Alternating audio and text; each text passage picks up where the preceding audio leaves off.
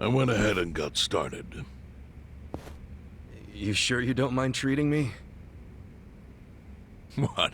Are you actually able to pay? Wish I could, but I don't think they'd take this. You don't sound like you're gonna relax during this meal. Depends on what you say. Hopefully I'll relax enough to enjoy the duck. So, how do you know Arakawa-san? I'm on the edge of my seat here. It wasn't long after the war the counterfeit bills started being produced in Ijincho. It was top secret. Only the heads of the Seiryu clan and the Liumang, plus some officers, knew about it. Outside of that inner circle, they also had to hire people to smuggle the bills. Smugglers? And one of them was a traveling actor. His name was Toshio Arakawa. He was Masumi Arakawa's father. What?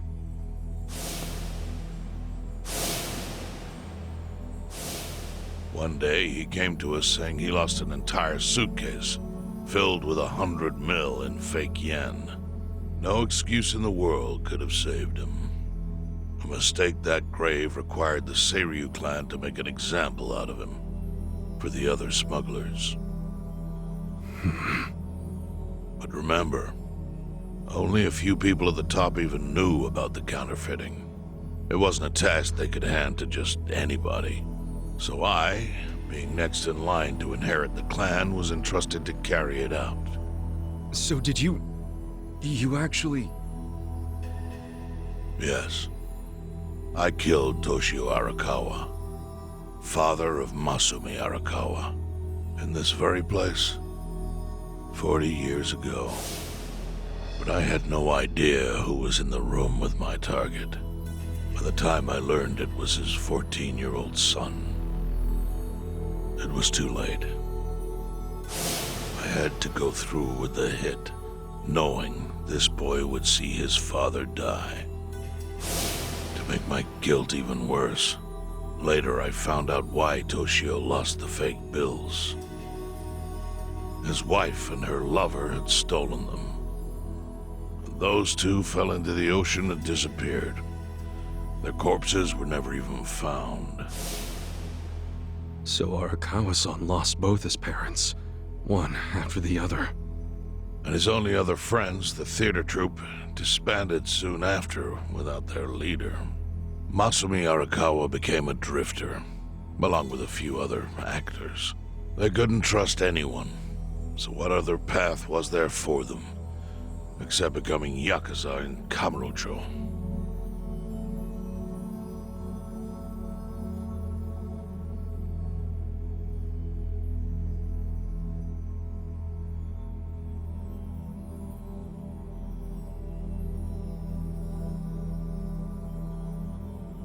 Arakawa joined a low-ranking family in the Tojo clan called the Hikawa family.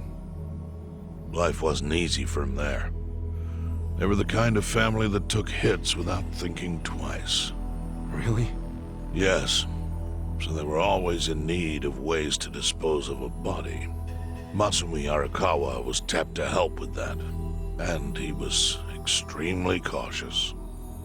To do it, he started coming all the way to the homeless camp in Ijincho. Really? Even though the family was based in Tokyo? Why? Well, truthfully, he wanted an excuse to come to Yokohama, because it would afford him opportunities to hunt his father's killer. I see. So Arakawa-san was using the homeless camp to dispose of bodies all the way back then. Indeed. As for his hunt, he researched Yakuza and criminals every time he was here. All he started with was a single clue. His own childhood memory of the suspicious waiter he saw here that night. Eventually, 7 years after the murder, I received an invitation to come here. He signed his invitation Masumi Arakawa. It was a bold declaration. and I knew immediately the running would be futile. So I came here, alone. I didn't even bring a bodyguard. Why the hell not? Well, to put it simply, I was prepared to die. But, I mean... In this line of work, there are no good ways to die. And I can think of worse ways to go that would not give that boy the justice he'd earned. The memory of what I'd done to him never left me, you know. It was always like a small bone stuck in my throat.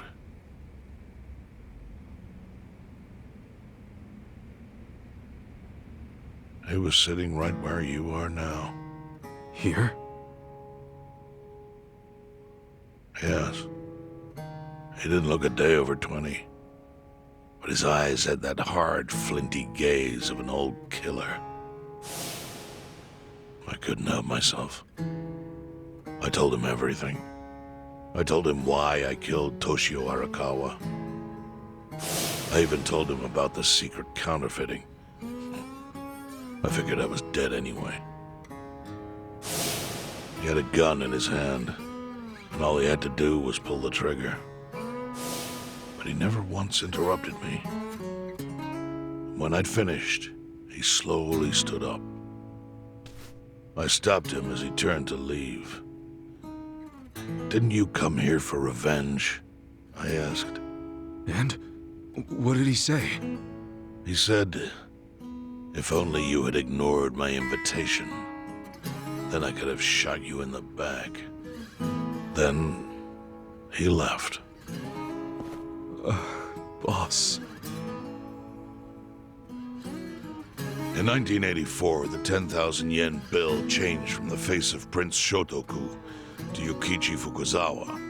By that time, Arakawa had found his own Yakuza family, so I sent him a gift. What was it? A fresh batch of crisp, fake bills featuring Yukichi Fukuzawa. They were defective prints with nothing on the back. Not exactly legal tender.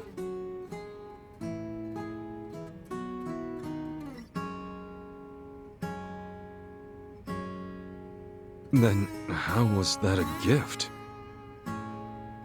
It's hard to explain. If I had to say, it was out of gratitude. Sure, but for what? I should have died that day I met with Arakawa. I would have been right.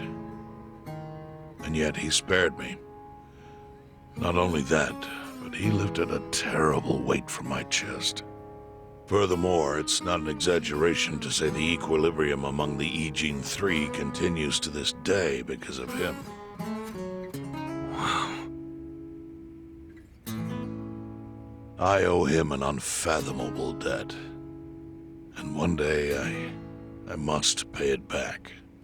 The defective bills were how I chose to communicate the sentiment.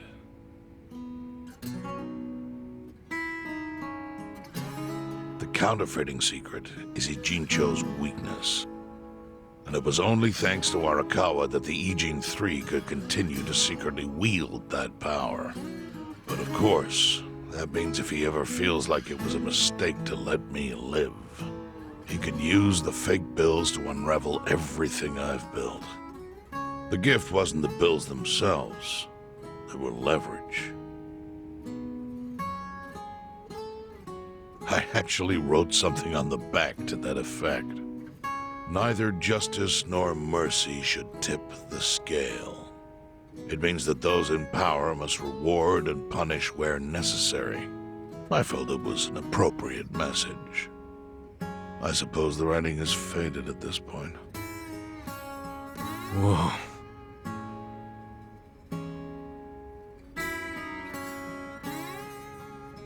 So that's the whole story. Up till this moment. But now I'm sitting across from a man holding one of those fake bills. Which, of course, is a message from Arakawa that only I could understand. The message is, Masumi Arakawa sees you as a beloved family member. Arakawa-san. thinks of me as family. He would not have placed that bill in your pocket lightly. Do you see its significance now? After everything I've told you? There is almost no doubt in my mind that Arakawa did not want you killed. So he didn't shoot you out of malice.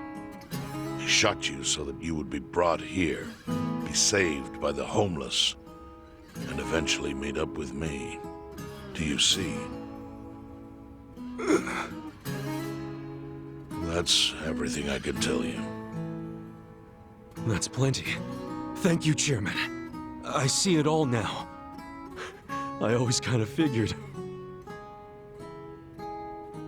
You did? Well, it's your move now. I've only told you what I know, so... It's okay. That's enough. I trust you. Well, I don't hear that often. Yeah, neither do I. Not even from my friends. But those friends are trustworthy to me. And so are you. I believe everything you said. And my faith in Arakawa-san is coming back strong. Kasuga, Yeah? are you a blood relative of Arakawa's? No, it's not like that. I see. Well, he must have been happy to have such loyalty as yours. As proud as any father, I think.